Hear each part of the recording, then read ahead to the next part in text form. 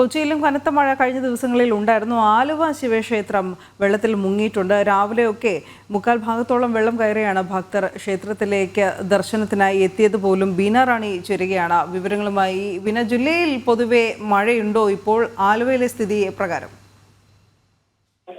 അനു, എറണാകുളം ജില്ലയിൽ ഇന്ന് യെല്ലോ അലർട്ടാണ് പ്രഖ്യാപിച്ചിട്ടുള്ളത്. എന്തായാലും ഇപ്പോൾ മഴയ്ക്ക് നേരിയ ശമനമുണ്ട്. അതേസമയം കഴിഞ്ഞ ദിവസം രാത്രിയിലും ഇന്ന് പുലർച്ചെയുമായി പെയ്ത മഴയിൽ പല സ്ഥലങ്ങളിലും വെള്ളം കയറിയതായി റിപ്പോർട്ടുകളുണ്ട്. അതായത് ആലുവ ശിവക്ഷേത്രം ത്തിലെ ജലനിരപ്പ് ഉയർന്ന് ക്ഷേത്രത്തിന്റെ ഏതാണ്ട് മുങ്ങുന്ന ഒരവസ്ഥയിലേക്ക് എത്തിയിട്ടുണ്ട്.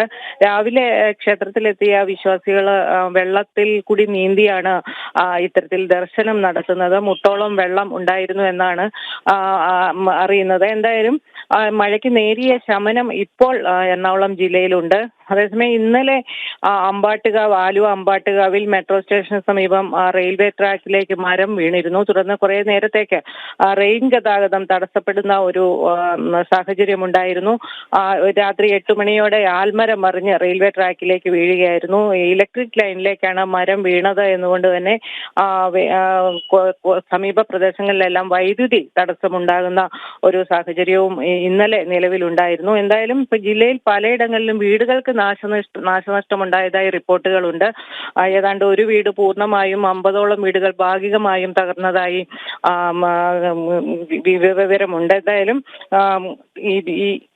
ഇതുവരെയുള്ള കണക്ക് പ്രകാരം പറവൂർ താലൂക്കിൽ 19 വീടുകൾ ഭാഗികമായി തകർന്നിട്ടുണ്ട്. ഒപ്പം തന്നെ മൂവാറ്റുപുഴയിൽ 4, ആലുവയിൽ 4, കോതമംഗലത്ത് 2 എന്നിങ്ങനെ വീടുകൾ ഭാഗികമായി തകർന്നതായി റിപ്പോർട്ടുകളുണ്ട്.